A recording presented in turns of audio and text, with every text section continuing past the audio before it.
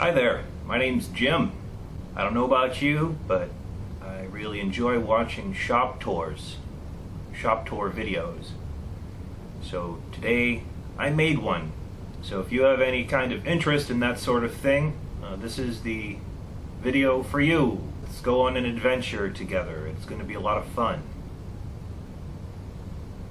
Here we are. Our adventure starts at the top of these basement stairs. And to our left is my smushed penny collection, which brings me great joy whenever I walk past it. Now, here as we descend, we spy the Parasarc logo. I put that there because I wanted to feel like a real professional. It works. Now at the very bottom of the stairs is this work area here, which is featured mostly with painting with Jim. But what you don't see starts here. It is a big mess of tools. But you turn around, we see my toolbox that I built out of 2x3s or whatever, some hardboard. Cost about $60 in total, and it really helps. Everything is labeled for ease, safety. See, and there's a thing for masks. I got masks in there and hearing protection. And this one, oh yeah, this is full of corner brackets and wire. Wow, what fun. And hot glue and accessories. I got a bunch of bits. This thing makes me very happy. These are big handles so I can pull it along. I really like this thing. It made life much easier than rummaging through a bunch of toolboxes all the time to find what I need. This cabinet here I really lucked out with. It was left here when we moved in, the wardrobe. But I've since repurposed it to hold all of my canvas boards. First one's just full of garbage. But here I got watercolors and inks, all within reach. And a bunch of old brushes that are good for one-off things. Prismacolors and knives. More miscellaneous things. And, you know, don't go down here too much. Oh, there's also spiders. That's where I keep my spiders. This is the angle that I usually shoot painting videos with. And I've since dressed up the background to be less dismal. Lines, and then there's Bob. There's the evolution of the Artomat version of Bob. And my autographed J.T. Habersat Junior Stop Cut and J. White Cotton comedy poster. It's a real fun day meeting those guys. This table here, when I first moved to Ohio and decided to take a stab at art for a living, this table here was my first bench, my first workbench. And there's a lot of history on there. But look at how far I've come. Remember, kids, if you can dream it, you can do it. Here's this shot again. This is my pride and joy. This is where I sit and stare in this direction most of the time. Ooh, here are a few neat things you might find interesting. I love building neat rigs to solve problems, and this is maybe the fourth happening of this one. This is for shooting overhead video, and you screw on your camera there. This comes out. Yep. And I also made it so this can come off, and it can go into closer if you want. This is just part of a broom handle or an old mop with some wood. It works. Oh, there's something else. It's up there. Sometimes it's handy to use stencils to make your job a little bit easier. And this is a rig that I created to help me with that. It's screwed to the ceiling beams and it's on a hinge. comes down like so. I tighten it up with a little screw here, wrap it around this bit, and then this has a little magazine in it that you can put a picture in. 3x3 piece of glass. This is a little holder, and this slides up and down to make things bigger or smaller. And when I'm done using it, it stores away nicely. I understand not everybody can screw things into their ceiling, but you can make another version of this, like an old photograph projector, too. Yeah, I hope that helps at least one person. Well, this is where I scan things and weigh things. If you make a lot of art, I would implore to you to make the jump to not standing in line at the post office. Buy yourself a scale and get a stamps.com membership. You will save so much time not waiting in line. This is not being sponsored by stamps.com. It's just one of the best things I've ever found, and it's saved me a ton of time. And there's Bob hanging out over a note of what's wrong with my car.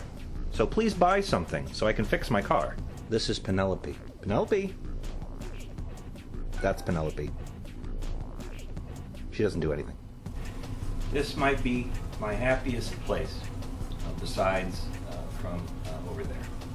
This is my workbench. Ever since I was a wee boy, I dreamed of having a big, giant workbench. Now I have one. And it barely cost me any money because I made it all with junk. Underneath here is old garage doors from where I grew up. They were gonna get thrown away. I took them. On top is just hardboard. A nice surface, which I've destroyed already. Let's look at some neat, handy features that my workbench has.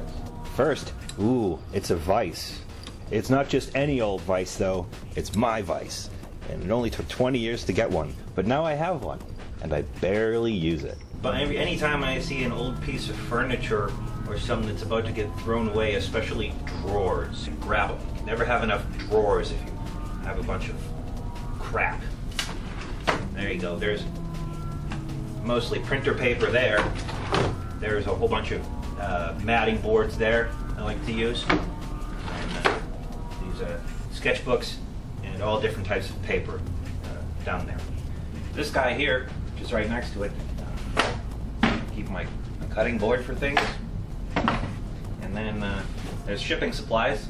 I use wax paper and glue and tape and twine. And then the rest of it is basically garbage. I don't know what else to do with it. The wire drawer. Do you have a wire drawer at home?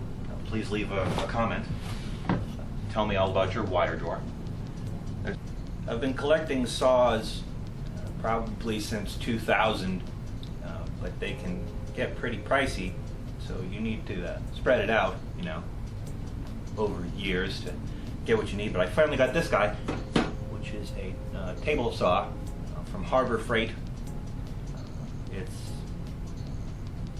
okay, but what's neat is I can use my trusty workbench that we've been talking about as an outfeed table. And I've got plenty of room. Except I don't have much room behind me. I gotta work on that. I built a stand for it out of 1x4s or 2x3s or whatever these are. And I made a bag for stuff and an extension because it only went up to like 12 inches or something. This is the extension here. I basically just took part of a yardstick.